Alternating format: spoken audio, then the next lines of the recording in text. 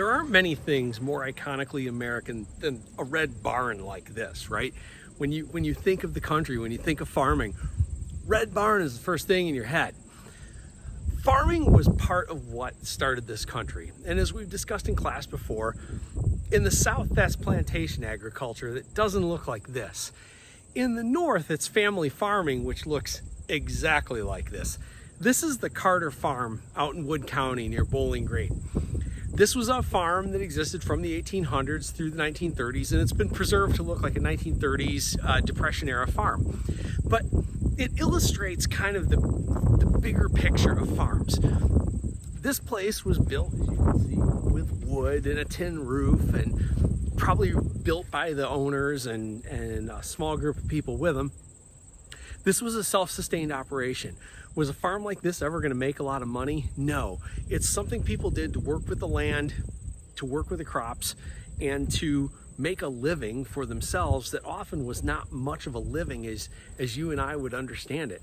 Not going to have electricity, probably not going to have running water for quite a while, and this is how the vast majority of Americans live as we go into the 1880s and 1890s and urbanization. So join me today as we talk about the process of urbanization as people move out of the farms and move into the city. Let's talk about the difference between immigration and emigration.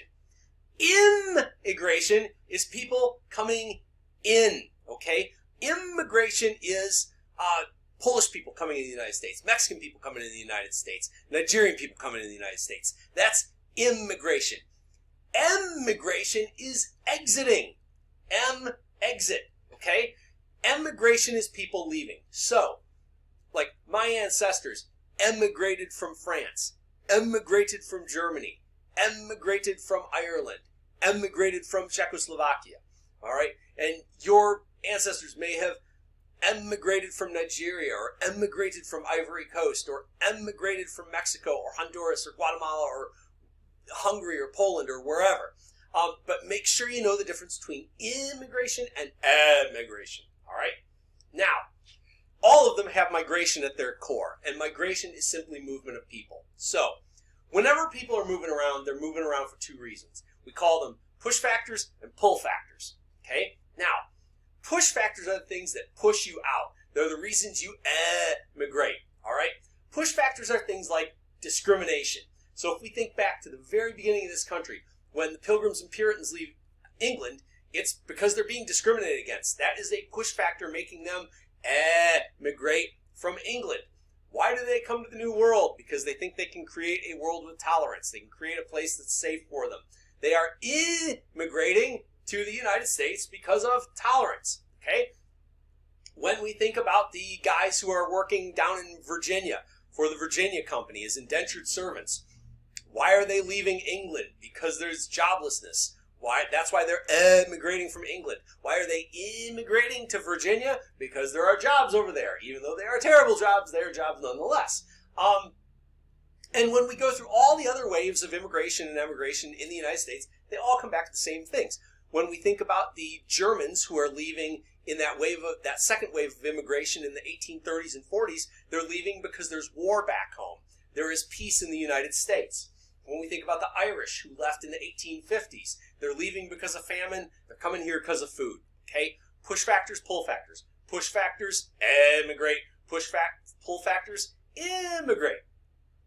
So, this is not just happening on an international scale. This migration is happening within the United States too. People are leaving the farms. Now, we've talked about it before. Why are they leaving the farms? Because there ain't enough land to go around and because people are living longer. Thank goodness, right? Families had, 8, 9, 10, 11, 12 kids. And back in the 1840s, that meant 4 or 5 of them made it to age 16. Now you've got maybe 75% of your kids living to age 16. And your family's getting bigger. There's more machines doing more work. You don't need as many kids working on your family farm as you used to. So those kids start moving into cities, looking for jobs, making the equipment that dad is using on the farm, or working in the office of the company that makes the equipment that dad is using back on the farm in Grand Forks, South Dakota, or North Dakota, or wherever Grand Forks is.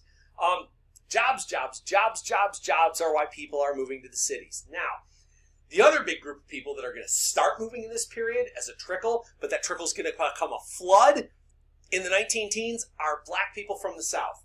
This is the beginning of black migration from the South into cities. We start seeing black populations grow in the very big cities at this point. In Chicago, in New York, in Philly, you're going to start seeing larger black populations. And in places like Atlanta in the Deep South. So what's happening at this time is what we call third wave immigration, 1880 to 1914. The first wave of immigration, as you remember, first wave immigration is in the 15 and 1600s. That's the English, the French, the Dutch, the Scots-Irish, all those people who are first coming over here. Second wave of immigration, you remember we talked about, was the Irish and the Germans.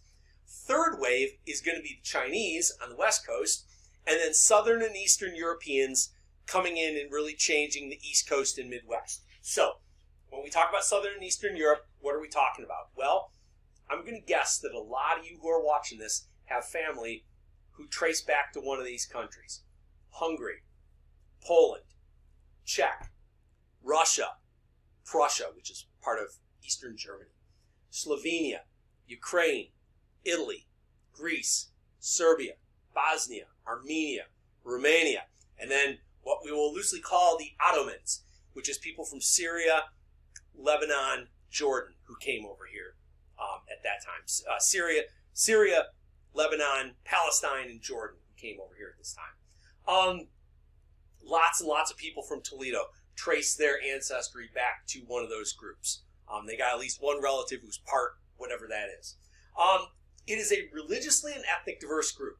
When the English, French, Dutch, Scotch, Irish came over here, they were all Protestants together, basically. Some Catholics, but mostly Protestants, and mostly from the same Protestant churches.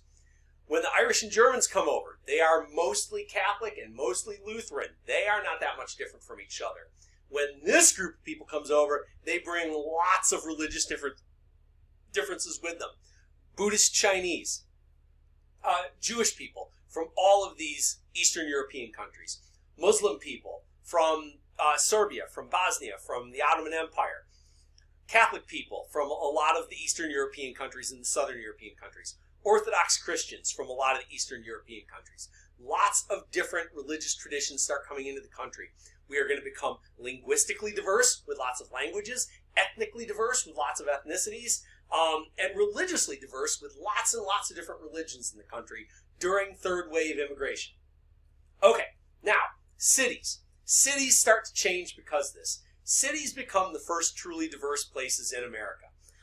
Ethnic neighborhoods are going to be created. We call them ethnic enclaves sometimes.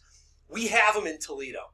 Birmingham, in East Toledo, was an ethnic enclave of Hungarian people. And just past Birmingham, it doesn't exist anymore, which we'll talk about later, there's a neighborhood called Ironville that was Toledo's Czech enclave.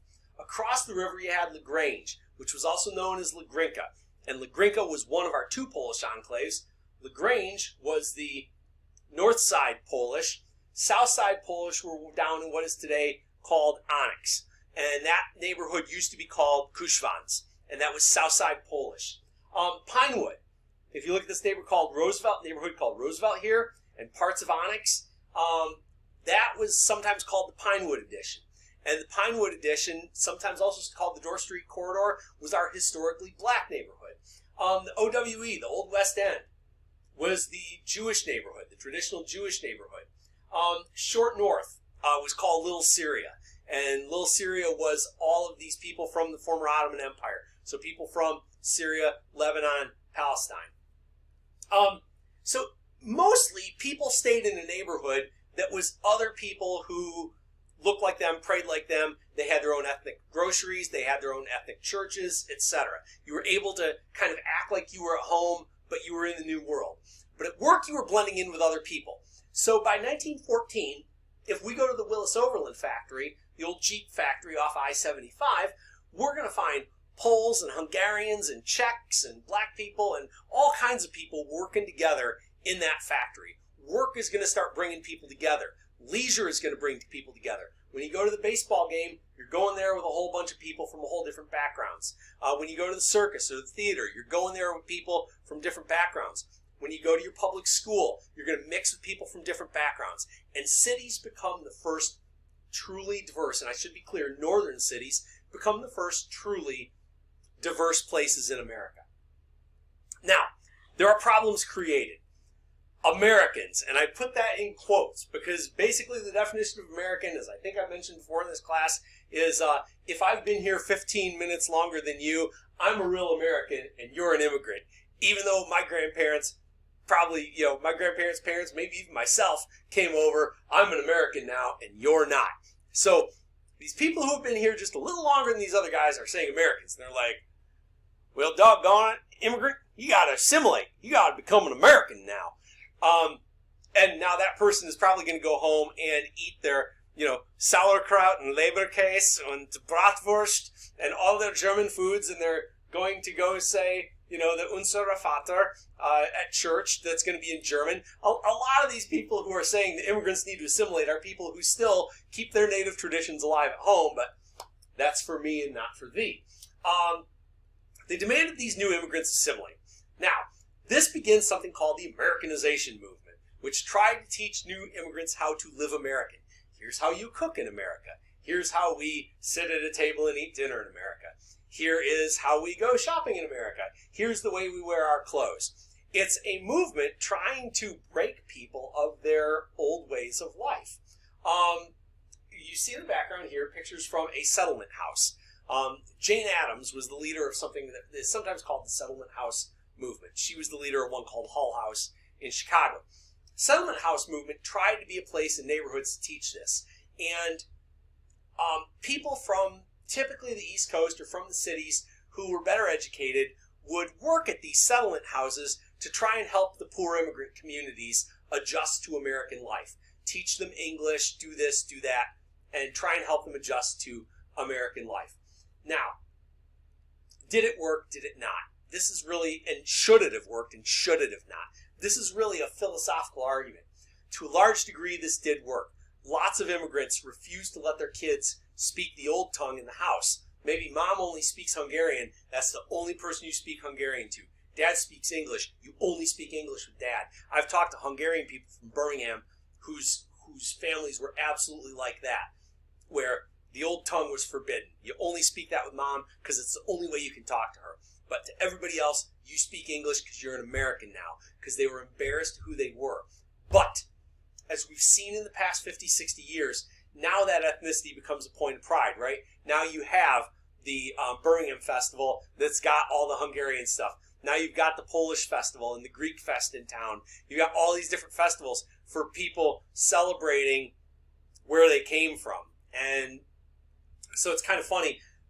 I think 120 years ago, if you had told somebody, yeah, we're going to still have a Polish Fest in Toledo in 110 years. And we're going to have a German-American Fest out in the woods. And everybody's going to, dress up funny and say Prost when they're drinking. They probably would have been mad. They would have been like, no, you have to be all American. But today we kind of realize that our ethnic diversity is something that makes us stronger, that makes us a better people. So anyways, it's kind of funny to look back and think of how hard they fought to keep the old country dead, and today how hard people fight to try and know their ancestry to keep the old ways alive a little bit. So thanks for sticking with me through a long video. I appreciate it. As always, be well.